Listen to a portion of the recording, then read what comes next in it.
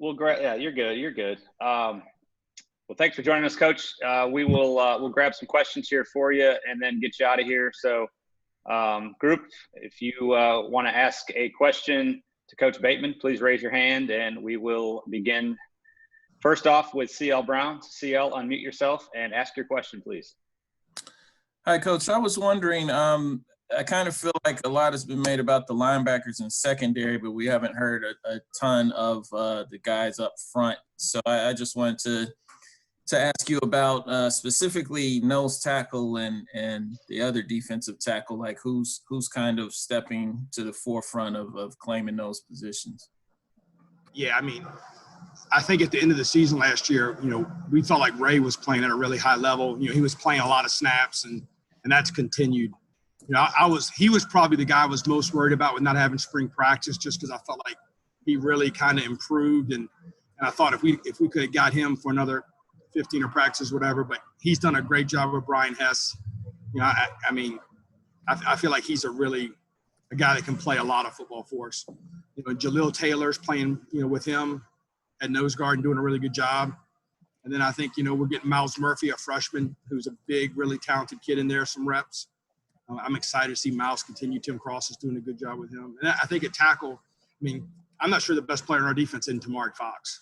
So, that's primarily where he's playing. We move him around. We don't want people to really know where he is, but that's where he's playing primarily. Zach Gill's really improved. I think Zach's kind of figured out how to use the body God gave him. He's a big, long kid, and he's using that, and I really feel strongly about him, the improvement he's made. And then, Jaleel goes back and forth there some too, so I feel like those are kind of the 5 kids that are going to play the most. And I think that's a pretty good group, to be honest with you. Yeah. And you last year, it seemed like at times you played, you played with one defensive end, two D tackles, but Strawbridge was so versatile. Is that kind of what you're seeing, what you're kind of planning for Fox, like to yeah. Most of that. Jason was a 5th-round draft pick, right? So, he's a pretty talented kid. So part of the deal with Jason last year was so they couldn't always know where he was, right? It was like, hey, if he's always in the boundary, that's blocked that way, So that was part of it with Jason. But yeah, Tamari is going to be in a very similar role when we are in some of those packages for sure. Thanks, Coach. Okay, let's move over to Greg Barnes. Greg, go ahead. Hey, Jay, hope you're doing well. Mike has really praised the secondary as a strength, and it's kind of wanting to get your take on how the secondary has fared and what impresses you about that bunch. Yeah, so I think we got some young kids that have played, kind of unique roles, right? Cam Kelly comes out, starts against Clemson, plays really good, tears his ACL. So you say, well, gosh, he only played one game. But, he prepared, for 2 or 3 weeks like a starter, started against, the number 1 team or number 2 team in the country, whatever they were at the time. So Cam Kelly's done a really good job in the offseason of kind of saying in his mind, hey, I think I'm a starter. I think there's a lot of – like Don Chapman. Don Chapman started, 4 or 5 games as a true freshman. So now Don Chapman carries himself like a starter. And so I think, Miles Wolfolk obviously is a veteran. I tease him all the time. It's like he's 32 years old on the last year of his contract, trying to get one more year, trying to get the organization to up him one more year. But, Wolf's done a really good job as a leader. So I think it's safety, those 3. And then, Trey Morrison's playing everywhere. Trey Morrison, my goal is to have a series where he plays nickel, safety, and corner. So that's my goal. And I think, he's the kid that I think we've been impressed with the most. Like, a kid, gets nicked up, we're holding whatever, like, a strained groin or something like that, and he's going to miss a day. Okay, Trey, now you go play this. And with the first group. And so, I think it's safety. Those 4 kids have done a really good job. And then I think Giovanni Biggers has improved a ton, to where, he could go in the game. And again, I think it's, you improve the most from your first year to your second year. So I think the improvement you've seen out of Don and out of Cam and out of Gio has been huge. And then at corner, we knew Kyler was really talented. So I think, adding him to the mix has helped. But, the kid who's impressed me the most in the entire secondary is Storm Duck. I feel like he can play for about anybody. I think he's he's going to be an NFL football player. So, to have a kid like that, and again, right, there's a freshman who took his lumps a little bit. Now he's a sophomore, and he can play at either of the corners and do a really good job. Play a lot of different techniques. I think if you ask the offensive guys, he's probably the guy they talk about the most. Patrice has come back really well from the injury. You always worry about a corner when he has an injury like that. I think he's done a really nice job. So I think Kyler and Storm and Patrice have done a really good job. And then obviously we got a really talented young kid who should be when Ross Martin was a senior at Grimsley, he was just worried about what was for lunch that day. Tony Grimes is out here playing man-to-man with De'Ami Brown. So, he's a really talented kid. And, so that room, Obi Igbuna's improved a ton. There's another freshman who played special teams, got thrown out of the club a few times, and he's really improved.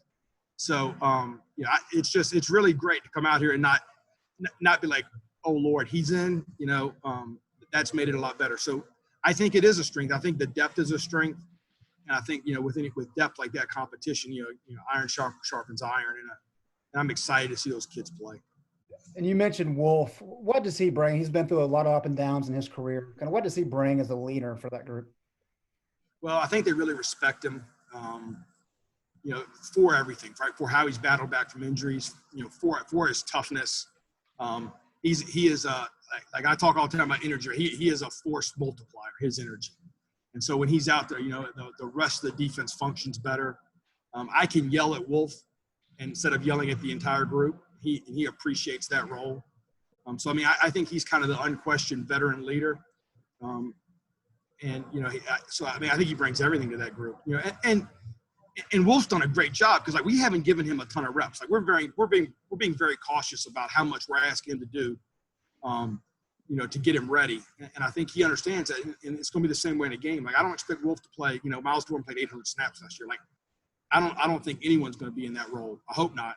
And so I think Wolf's done a really good job of appreciating hey, I'm going to go in with this group and be a leader. Then the next day I'm going to be with this group and be a leader. And I'm excited to see him continue to do that. My goal is for him to play all 12. And that's my goal. Thanks, Jay. Yeah. All right, let's go over to David Hale.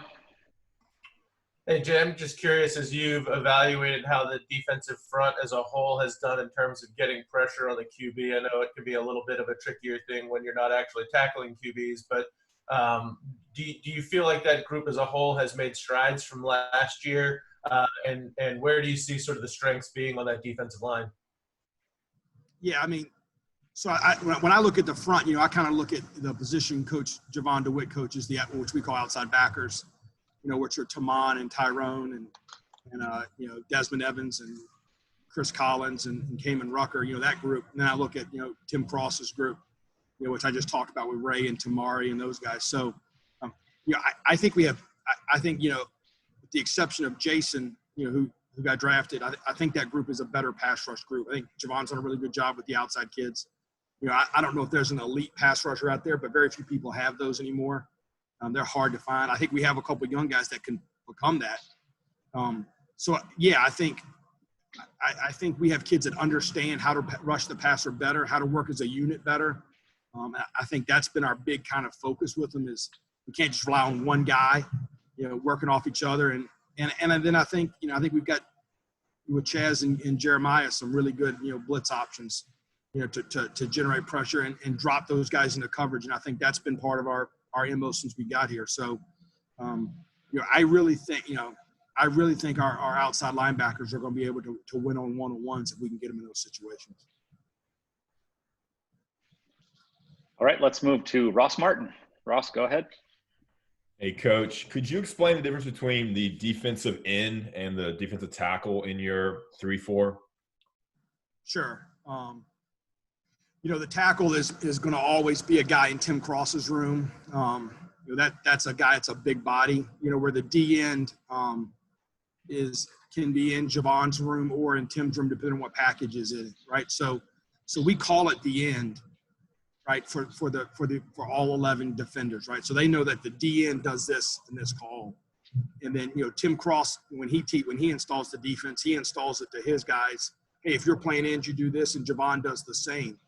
right? And then what happens, Ross, is then based on what personnel packages in the game, certain calls fit certain packages better. So an example would be if we were dropping the end into coverage, we would rather that be Taman or Hopper or a guy like that instead of Jalil Taylor, right? So Jalil still knows that he does that job, but I try really hard not to ask him.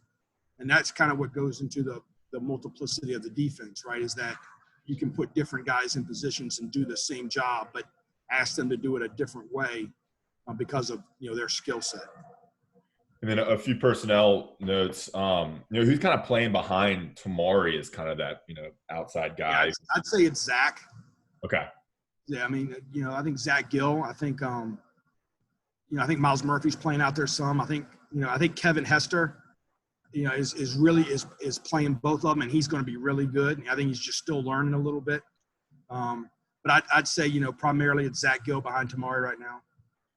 And then the younger guys, you mentioned Miles Murphy. What about, are guys like AJ Beatty, Clyde Pender, where are they right now kind of in the I think AJ's done a nice job. He needs to get stronger, which we kind of knew when we signed him. He was a longer, leaner body for that position, but we wanted to get a guy like him. And I think AJ's got some ability for sure. And I think he needs a year with Hess. I expect him to kind of take the kind of same trajectory that Christian Varner and Kevin Hester took, a year with Brian Hess and getting stronger. Clyde Pender, he's had some bad luck. He broke his finger first day, and hard to play D-line with a broken finger. But he's back he's kind of out of a club. I know some pictures were out of him in a club. I didn't like those pictures, but he's kind of back now with using his hands, and he's got a lot of ability. He's going to come along too. So I think all four of those, obviously, KJ hasn't been practicing, but the other three guys, are doing a really nice job. Great. Thank you. Yep. All right. Next up is Brendan Marks. Hey, Jay. Thanks for taking the time. Not to harp on the pass rush or anything, but Mac has mentioned a couple of times now the cross-training of different guys, and specifically one that he had pointed to past couple of weeks has been Chaz, trying to get him potentially in some pass rushing situations. I'm just wondering, have you guys toyed with the idea of dropping him more into coverage as well, or what sort of different schematic things can you do with him to best utilize his talents? Yeah, I mean, we are going to use him in about every way you can. So, we have like Matt kind of let the cat out of the bag with him playing outside backer a little bit. But, so like, yeah, we're going to put him all over, because what we kind of felt like at the end last year was people were like, hey, look, block the down guys and then block 21. And so we've done some stuff to move him around, but that makes it a little bit more difficult. And then, Chaz is phenomenal in coverage. So, if we do feel like they're trying to protect against, a potential blitz or a potential, deal where he's, aligned as a rusher, and then we drop him into coverage, that's a win for us, right? So, yeah, we plan on using him in a number of different ways. Gotcha. Thank you. Yep. All right. Jacob Turner, you're up next. Hey, Jay. You talked a lot about the defensive line, obviously, today. If you guys were to play Syracuse tomorrow, how many of those guys would you feel extremely comfortable with throwing out there in like a real game-like situation? Like to play some snaps or play like to play some snaps, I'd say probably 6. Like some of the younger guys, we're going to ask them to do very specific roles, Jacob, until they kind of get a better handle and everything. I think that's the situation we're in right now. That makes it a lot better for us. We're going to ask Miles Murphy to do very specific things, and he does those things really well right now. And then Tim Cross every week is going to get him to learn more and more of it to where he can handle the whole thing. But yeah, I mean, obviously Ray, Jalil, Tamari, Zach Gill, Kevin Hester, Zach Gill. I think I said Zach twice. You did. It's all good. Varner. Varner. I mean, I think all those guys are going to, potentially play some. It just depends on how the game's going and what the offense is doing a little bit too. But I think the lion's share will come from, Tamari, Jalil, Ray, and Zach. And I think those other guys will be in situations to do what they do really well right now as young guys. One more question for you, Jay. Eugene Asante, I know Max talked a lot about him over the past couple of weeks. Some of the players have as well. How have you seen him develop from this time last year in particular? So like last year, he would flash and you'd be like, wow, he's going to be a really good player. But then he would go the wrong way. And so now I see when I think Eugene Asante is one of the hard thing for Eugene Asante is he plays behind Chaz primarily. So the challenge for me is is to get Eugene in the game and not take Chaz out, right? That becomes part of our deal. So I think Eugene Asante is a tremendous player, and the work he put in, like probably 10 times during the quarantine, Eugene Asante would text me, all right, coach, give me 10 calls to run. And he would be out in a field or in his hallway at home, and he would be working through formations and reads. I mean, he has put a tremendous amount of effort in, and it shows. So now you've got a kid who's very knowledgeable, who's very confident with what he's doing, who's got a ton of ability. And he is we have to play him some. Have to. Thanks, Jay. Appreciate it. Okay, let's move over to Brian Keys. Brian, go ahead. Hey, Jay. Thanks for talking to us. On the topic of sort of cross-training and making sure you have enough guys for every position, has that changed what you're trying to do on the defense or made you alter some schemes if you're thinking of you might be having less experienced guys out there? So I think it's really two things. I think number one, when you've got a really talented young kid, right? He might not be able to handle the whole thing, right? He might not be able to have call A to Z. But if you give him call A, B, and C, and he can do those three really, really well, well then put him in a situation where those are going to be the calls that he runs, and so there's that piece of it. Right. The second piece of it, I think, is you have to be, kind of stick your head in the sand not to realize what's going on out there in the world, right? And so like Coach Brown or Luke Ross, our trainer, could come in and tell me on a Wednesday, hey, this kid's not going to be able to play because of a positive test or whatever, right? So all of a sudden now I better be able to go to a different group of guys if we lose a couple guys. And so that's part of it too. So I think all those things. And then the third thing is, it creates multiplicity without creating conflict on our kids, because they don't necessarily have to know all these calls.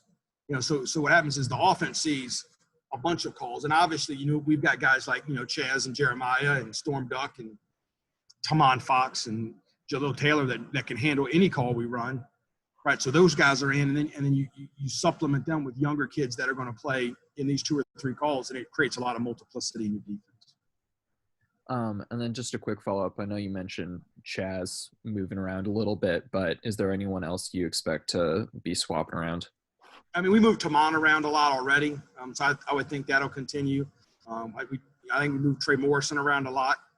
So I think those 3 guys. And then I think we got a freshman, Jacquarius Conley, who I think is going to be really, really good player. So I think we'll probably get him in some situations to do some stuff too. But, and here's the thing: you move Chaz, right? Then somebody else moves too. All right, so it's the function of all of them moving, and a lot of it, right, is just trying to create different pass rush looks. All right, thank you. Yep. All right, we're going to swing back over to Ross. Go ahead, Ross. Yeah, it kind of leads into my question about Jacquarius Conley. What can you tell us about him, what he's done, what he's been so impressive so far, and how do you think you're going to use him? Because he's kind of a unique player with his position and skill set. So I think eventually he's going to primarily be a safety. Safety is the hardest position in the defense. So I think early on we realized that he needed to be in a role where he could play right now, because I think he is really talented, Ross. We're primarily playing him at nickel, a little bit of safety in certain personnel packages. But I've heard the other kids talk about it. I've heard everybody talk about him. He is a really talented kid, right? So. He can do a lot. So I think he'll probably primarily be at nickel, but I think as the season progresses, you'll see him do a lot. Yeah, and then 3 other true freshmen. I mean, briefly, like Tony Grimes, a big name, and then Cayman Rucker and Des Evans have both kind of – Max talked about them a little bit. Could you kind of run through each 3 and kind of what they've done and how you see them maybe playing in this season? Yeah, Tony's awesome. He gets here like next day goes to practice. He should be high school, but he's really smart. He's really prepared well by his high school coaches. He's done great. I think the biggest thing with Tony is just the size of the people compared to who he's used to being involved with. But he's going to be really good. I'm really glad he's here. I think the ceiling for him is the roof, right? Is that what Michael Jordan said, right? There's no telling how good a player he can be. Cayman Rucker is dynamite. I'd say of all the freshmen, he's probably going to play the most. So I think Cayman Rucker can play a lot of things. You know, there's another kid we're going to use him in a lot of different ways. You know, he is a really, really talented kid. And then I think Desmond Evans, you know, every day does something when you're like, yeah, like, you know, I think he's still got to get a little bit stronger, you know, because he's so long. But there's times where he is an absolute dominant football player. And, you know, I think those two, you know, talking about Rucker and Evans, you know, a year or two from now, like, holy moly, we could have a really good situation. I appreciate your time and your candor. Always, friends. All right, we're going to finish up today. Greg Barnes, you're our last question. Please go ahead. Jay, this time a month ago, you had no idea that you were going to be playing Syracuse or Charlotte. Just curious the challenge and kind of trying to scout those teams while also having training camp going on. Yeah, I mean, so we kind of had some stuff going on Syracuse, Greg, because when we got the list of potential teams, right, we knew we were going to play this 10 teams. At that point, I kind of had my guys start working on, like, okay, who are the teams we don't know anything about, right? And Syracuse was one of them. You know, Boston College, you know, we had on the schedule, but they were later. We weren't that concerned about, like, you know, pregame, you know, preseason work on them. And then we said we might as well get some work on them too. So, yeah, it's been a challenge. You know, I think I got a lot of respect for Syracuse, watching them on film. So we're lucky, I think, that our offense gives us a lot of the same kind of conflicts they try to give you. So that part's been a little bit easier for us, but it's certainly going to be a challenge. I mean, yeah, it's unique. I mean, UNC Charlotte, I mean, I'd never seen their offense at all, you know, so it was like, okay, let's get some film and watch it. And, you know, Will Healy played for me when I was at Richmond, and great dude. So I look forward to that game too. Thanks, Jay. Yep. All right, Coach. Thanks for your time today. We're out of questions. So, hey, Mark, real quick, it's my mom's birthday. Happy birthday, Mom. Happy birthday, Mom. Go. All right. That's right. Yes, sir. Thanks, Thank you. Thanks, Jay. Thanks, Jay. Thank you. All right, guys. All right, we're gonna do fill up at the facility, so it'll be 10:30ish, something like that. But shoot, I got no idea when they're gonna end practice. They tell me one thing and then it ends the other. So we'll try for 10:30ish. All right. Thank you. Sounds Anything good. else y'all need? I don't think so. I think I'm good. All righty, that was about as thorough as you can get. Yeah. If there's anything, I thought somebody was gonna ask about the linebackers after the defensive front and the secondary, and I just tell Mark to shut it down. There's nothing else to talk about. All right, y'all. We'll see you. All right. Thanks, Jeremy. Thanks, guys. Thank you.